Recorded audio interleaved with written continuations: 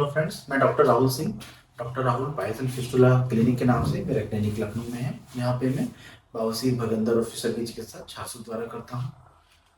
एक जैसे गुदा में आपको बहुत ज़्यादा दर्द हो रहा हो, तो दर्द अगर है तो क्या जो ये दर्द है इसका इलाज दवाइयों से संभव है, या फिर इसमें किसी प्रोसीजर की जरूरत होती है, या छासूत की जरूरत होती है, या किसी अदर सर्जरी की जरूरत होती है।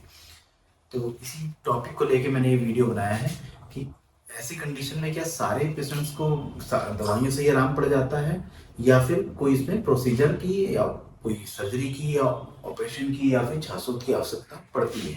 देखिए, गुदा में अगर आपको दर्द हो रहा है या फिर लैट्रिन करते समय लैट्रिन के बाद में गुनगुन करके खून आ रहा है, लैट्रिन से लग के खून आ रहा है, तो हो सकता है कि ये फिशर हो।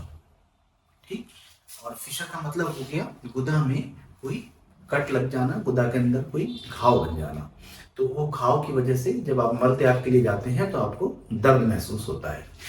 तो सारे फिशर में क्या हम सारे फिशर को दवाई से ठीक कर सकते हैं, या फिर उसमें कोई प्रोसीजर की जरूरत होती है? तो इसको मैं समझाता हूँ। अगर आपको गुदा में दर्द हो रहा है और शुरुआत बिल्कुल अभी शुरुआत है, तो इसको डॉक्टर को दिखा लेना चाहिए। कारण क्या है, अगर शुरुआत है तो ये एक्यूट फिशर है, इसे आराम से दवाइयों से ठीक हो जाता है। लेकिन अगर ये बहुत पुराना हो जाए और उसके बाद आप कोई जड़ी बूटी या कोई और दवाइयां खा के इसको सोचे ठीक कर लें, तो इसमें एक ऐसी कंडीशन आ जाती है कि उसके कारण से वो घाव भर नहीं पाता, हील नहीं हो पाता।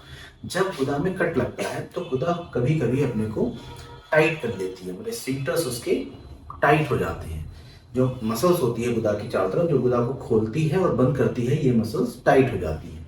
जब ये मसल टाइट हो गई तो टाइट होने की वजह से जो मल त्याग के लिए जब आप बैठते हैं तो मल उस जो लॉन्गिट्यूडनल कट है या जो घाव है उस पर रगड़ के जाता है, तो घाव और डीप होता जाता है, गहरा होता जाता है, और उसके कारण से वो भर नहीं पाता।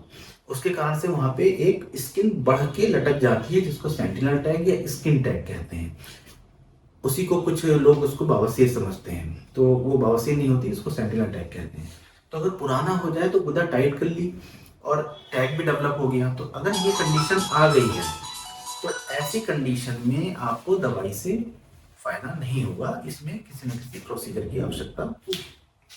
शुरुआत में अगर ये हो रहा है तो उसमें आप दवाई से बिल्कुल ठीक हो जाते हैं। दूसरी कंडीशन होती है कि ऐसे जैसे आपको शुरुआत में फिशर बना तो आपने कोई लैक्सेटिव शुरू कर दिया, मतलब लैट्रिन को पतला करने की दवाइयां स्टार्ट कर दी। जब आप लैट्रिन को पतला करने की दवाई बहुत दिनों तक खाने लगते हैं तो जो गुदा है वो मोशन के समय जो खुलनी चाहिए वो उतनी नहीं खुल के कम खुलेगी। जब कम खुलेगी तो जब लैट्रिन पतली हो गई है तो कम खुलने पे ही लैट्रिन पास हो जाएगी।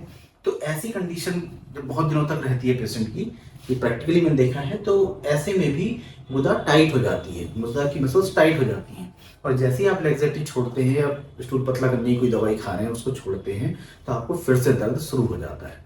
तो ये कुछ कंडीशन है कि किसमें आप दवाई से ठीक हो, और कौन सी ये दूसरी मैंने कंडीशन बताई उसमें आपको दवाई फायदा नहीं करेगी, कोई मतलब नहीं होता फिर उसमें मेडिसिन का, उसमें छापसूत करवाना पड़ता है या फिर कोई दूसरी सर्जरी करवानी पड़ती है।